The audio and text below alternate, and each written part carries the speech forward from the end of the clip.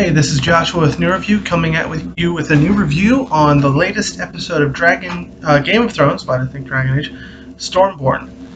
This episode was pretty action-packed, so I'm going to try to go from north to south on how things went. May not be in chronological order of the episode, but it I think will be a lot better way to go through the storyline. Also, it's easier geographically to go north to south.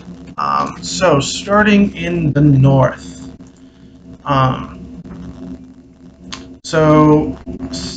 Jon gets a letter from Tyrion, letting Jon know about Daenerys, and asking for him to come to Dragonstone. He's conferring to make sure with Sansa and Davos on whether or not he should go. Sansa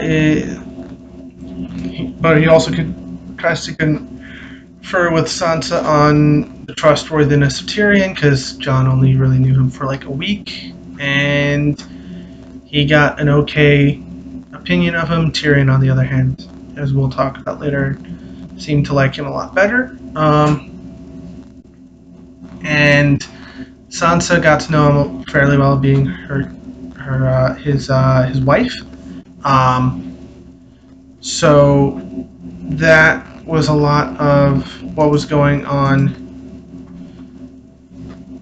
initially. However, after a while,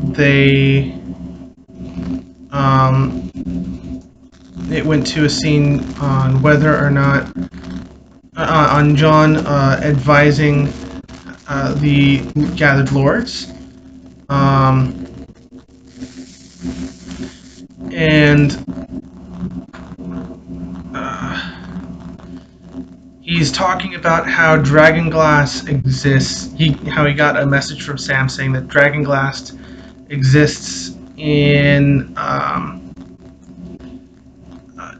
on Dragonstone, and that there's a good amount that they can mine. And he informs them that Tyrion invited him to meet Queen Daenerys at Dragonstone. A lot of the lords, especially Jon Royce and Robert Glover, are a little suspicious. And Lyanna reminds him that if the King of the North leaves the North, bad things happen. And Jon says that he knows he's taking a risk. He knows that this is a problem, but they need the dragonglass. They need the dragons, because dragons and whites equals burnt up whites, which is good.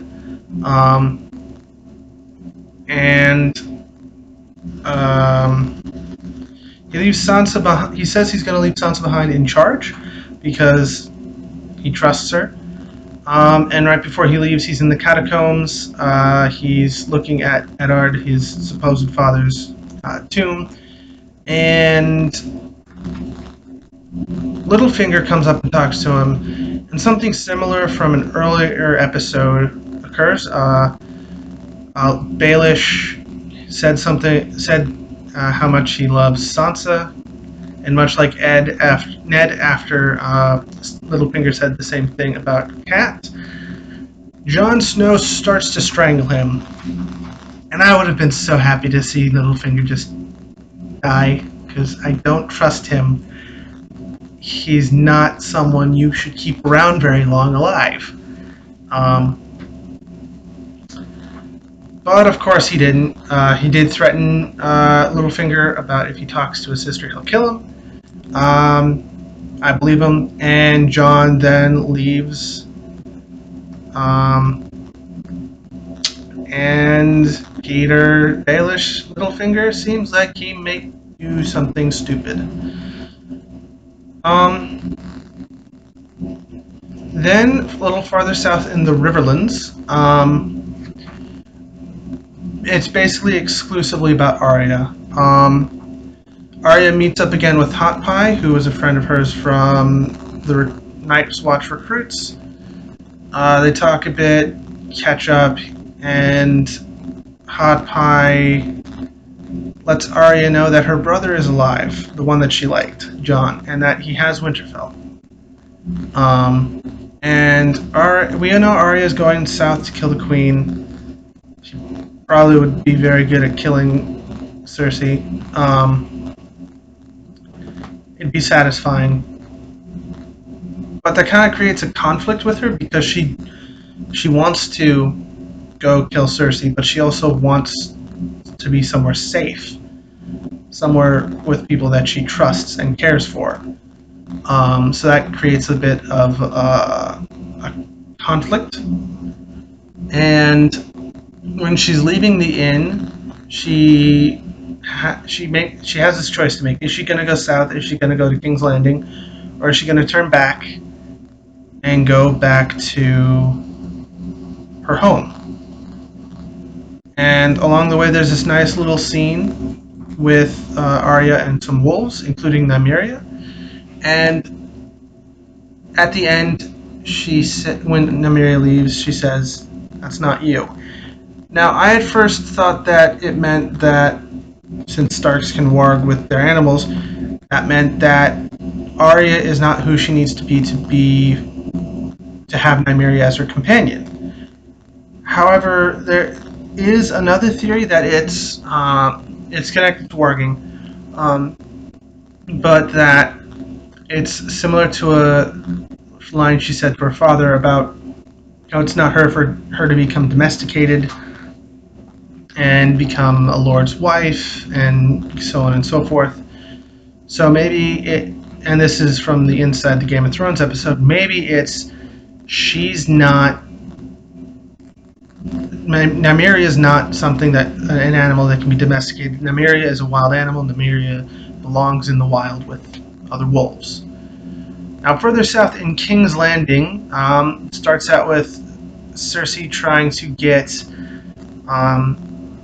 Reach Lords on her side, including Randyll Tarly, the best battle commander in the Seven Kingdoms, if not the world.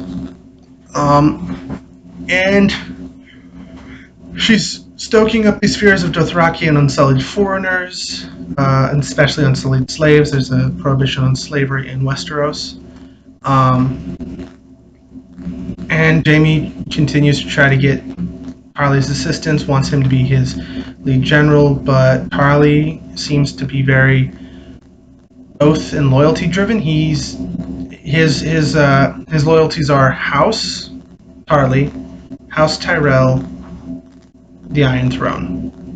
I think he will side with Olenna Tyrell, and Daenerys Targaryen before he sides with Cersei Lannister, especially since Cersei Lannister murdered his liege lord, Mace Tyrell, and his, you could say, rightful queen, Marjorie Tyrell, who was married to Tommen Baratheon, and that kind of secured his loyalty to the Iron Throne. And I think now that that is shattered and Olenna is on the Targaryen side, that he's going to side with Olenna Tyrell and Daenerys. It'll still be cool watching a hardened battle commander work with Dothraki screamers, and that's going to be cool. And there's also this little thing that Qyburn shows her, and it's this giant ass crossbow, and it's there a way to address dragons. Qyburn mentions how Drogon was wounded in the fighting pits, and if they can be wounded, they can be killed, and they fire this giant ass ballista bolt into the skull of Balerion the Black Dread, apparently referencing how Meraxes died. Now that will be a threat, but these dragons aren't going to be like coming straight at you. They'll be flying all over the goddamn place. So, yeah, it's possible, but it has to be just right. And getting those things moved and ready, it's going to take a while, and dragons ain't stupid. Once they see this giant ass thing firing bolts at them, they're going to wait, and they're going to not be easy targets, and then they're going to burn the weapons and the crews. I'm not saying it's not going to be a threat. I'm just not. I just don't think it's going to be as much of a threat as Cersei and Qyburn thinks, and it depends on how many there are. Right now, it only appears that there's one. If there's more than one, then it's definitely a threat. Um, I'm going to skip Dragonstone for a bit because the Dragonstone and the surrounding seas is a much bigger part of the episode, and I'm going to come to that last. Farther south in Old Town, we meet back up with Sam and his Archmaester Jedi Master type thing, I guess, and Jorah Mormont. It is confirmed that the arm that shot out and grabbed Sam is Jorah. And apparently there's a possible treatment to cure Jorah, and Sam is told not to do it because it's forbidden, and the guy who did it died of grayscale. And it seems to be very painful. There was a nice little transition from that treatment to the Arya scene in which I talked about earlier, which was so much lovely. But it seems like Sam is trying to do something to help. First, a guy who is related to one of his heroes, J.R. Mormont, and also helping someone because it's the right thing to do. So hopefully that works out for Jorah, because I kind of like him as a character. He's not my favorite, but I like him. Now on to the most consequential scenes, I think. The episode starts out in the map room at Dragonstone, and we kind of lay out what the plan is. Sell some ships to Dorne to get the Dornish, so that they and the Tyrells and their armies can besiege King's Landing to keep the foreigners besieging the capital trope away, so that they can take away some steam from Cersei. However, they're going to use Unsullied to take Casterly Rock, which is the ancestral seat of House Lannister. And this is over arguments to just simply attack King's Landing. They have the armies, which they do. They definitely do. But I see the logic behind not using foreigner armies to take the capital. Additionally, Varys seems to have his life threatened, and I think he really gets out of it in a very noble and honorable way. How he's talking about how he's looking for someone who can serve the realm and its people, and I think it was very great. Then we meet Melisandre. Melisandre talks about how she was a slave, and that really gets Dany on board with her. And then talks about how Jon is in the north, and he could also meet the prophecy necessary to be the Prince Reborn, which we also learned could be Prince or Princess that was promised, which Dany got on board with, and this was the impetus behind Dany having Tyrion send a letter to Jon to propose an alliance. And then there's this nice thing between Grey Worm and Missandei. And I think it's the first eunuch sex scene on TV. And I'm not the first one to say that, but it was very, very intimate. Something that I didn't entirely expect, but am completely on board with.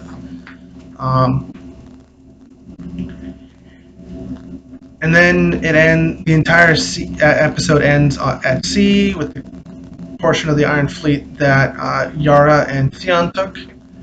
There's this interesting scene with the three oldest Sand Snakes on who gets to kill whom. And then there's this also interesting scene between Theon, Yara, and Ilaria. And it seems that Ilaria has found the new paramour. And Yara is completely okay with that until they're attacked. by their uncle Euron. Um, and it's an epic battle, and Euron is cemented as a force to be reckoned with by first basically destroying the rebel Iron Fleet, killing 2 of the 3 Sand Snakes, who technically deserve to die for being part of a kinslaying plot, and Ilaria and the younger Sand Snake Tyene. They're also going to get their comeuppance, I think. In the next episode, they're probably part of the gift that Euron promised.